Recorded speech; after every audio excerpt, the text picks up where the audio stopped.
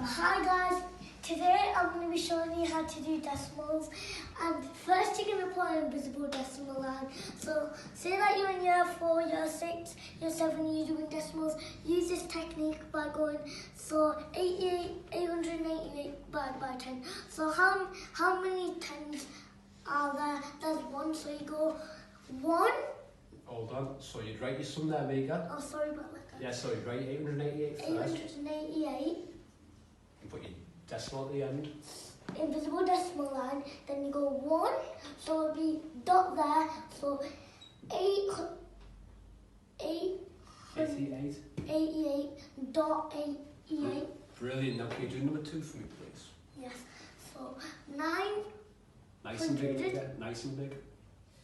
Yeah, sure. and 89 Good.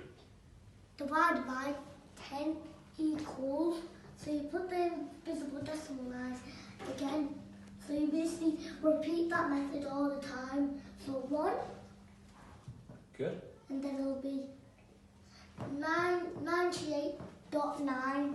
Perfect. Well done. Can you do number 3 for me now, please? Then Make you'll them right do and nice and big. 18. 1,810. Yeah, 1,080.